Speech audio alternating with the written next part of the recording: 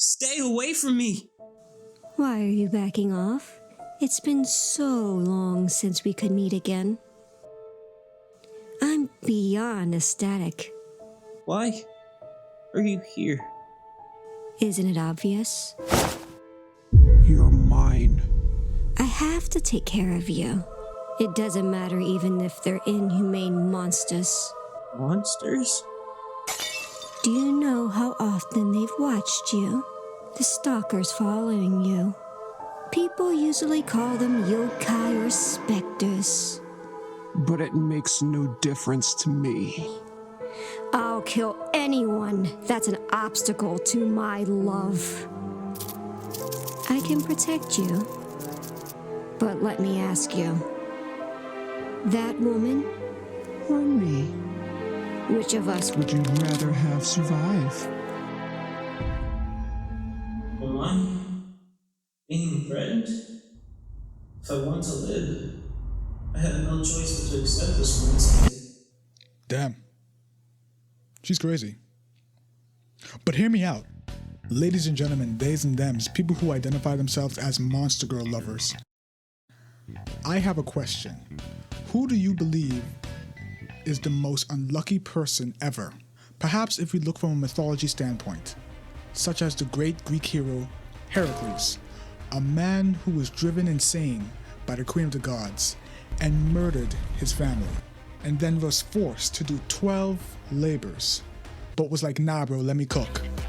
Or maybe it was the Celtic hero Cuchulainn, another demigod who was cursed with a short life and had to battle an army by his lonesome and died standing against a rock. However, bro did cook.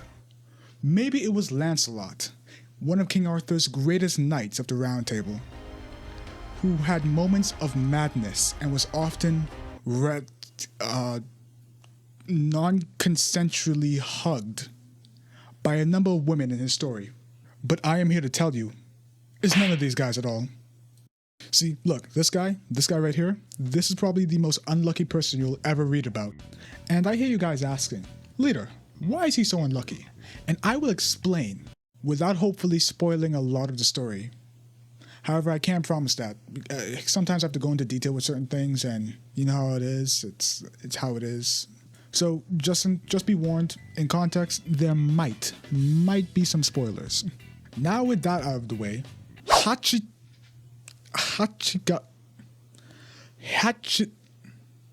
oh my god, these stupid manga. August 9th, I will be eaten by you. Hear me out.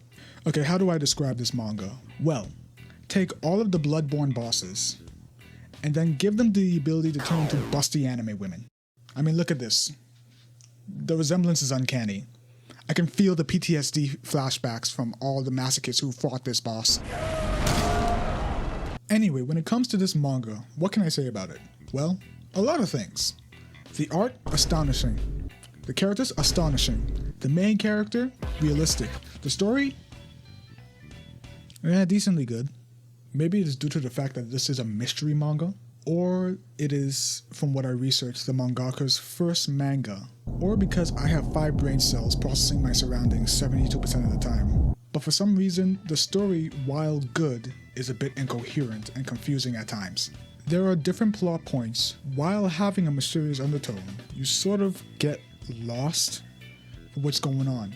There are moments where I had to reread previous chapters to get the full scope of a plot twist that happened afterwards. And listen, I read the entirety of the Fate Wiki and I know majority of the Type Moon lore, but this, for some reason, this is confusing to me. But leader, I hear you say with a smile on my dashingly handsome face, what is the story? And I'm glad you asked, because it all starts with the same unlucky guy right here, Aoi Sakurai. This guy's in a bit of a because you see, this guy's in a bit of a predicament. He's being hunted by monsters, or yokai as they say. I'm not going to go into detail why exactly he's being hunted, because spoilers, but just know he's being hunted. Oh, and also for some reason they're all beautiful anime women, and that's just how I like my women too. Yep, beautiful with a bit of eldritch horror into it. I know that some of you may not like this protagonist due to his attitude, and I heard from some that it makes him unlikable, but I beg to differ.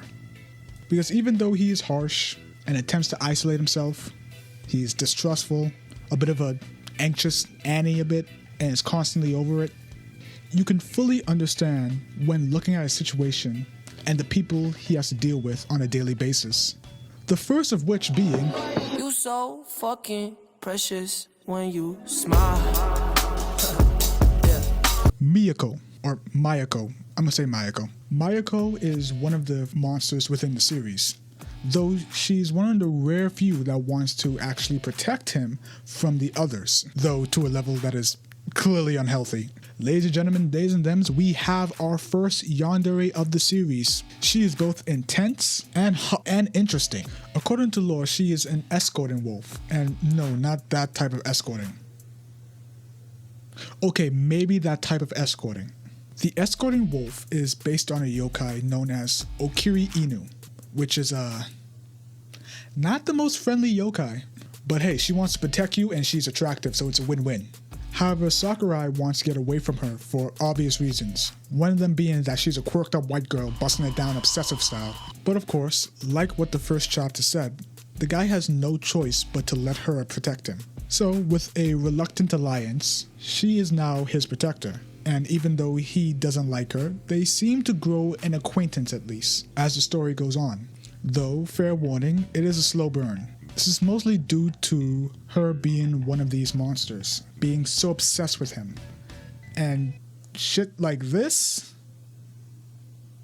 Yeah, I wouldn't trust her either. And soon you can understand why he is so harsh and distrustful of her. However, she is so determined to protect him that she literally slept outside of his house.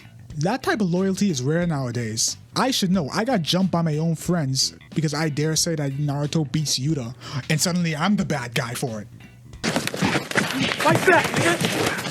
Fight that, nigga! With how this manga is set up, being both a horror and a mystery manga, there are moments where you wonder which character is normal and which character is going to be an unstable abomination from God.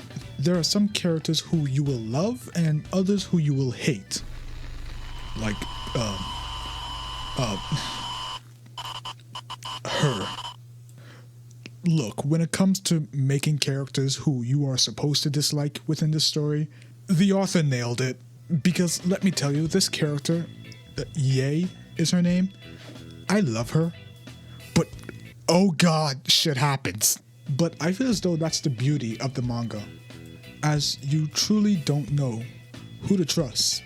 And the designs of these characters are not helping. I mean, look at her.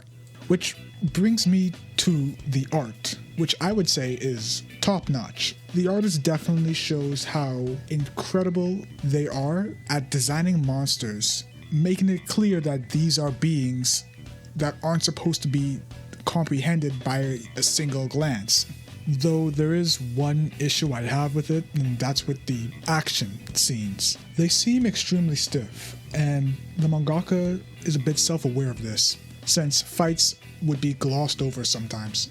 Take this with a grain of salt, as I love manga like Baki, Kengan Ashura, and Records of Ragnarok, so my standards might be a bit high, as those mangas show fluid movement when fighting. However, I feel as though jump cuts makes me and the other readers feel a bit disappointed when scenes are built up like this. Some action scenes do get shown more, which is cool, but like I said, it is a bit stiff, so be warned. Anyway, the manga is extremely good. I would even say that if you want to start getting into the horror manga genre, this one is for you. This one is a good one to start off with, since it's a good blend of not being too intense yet still being unsettling. There are some flaws, of course, and the story can be a bit of a juggle to keep up with, but it is very entertaining in my opinion. And once you grasp everything, you will get invested like I did. So invested, in fact, that you too will be angry at the fact that the mangaka takes forever for a chapter to get out. Please, I want more of this.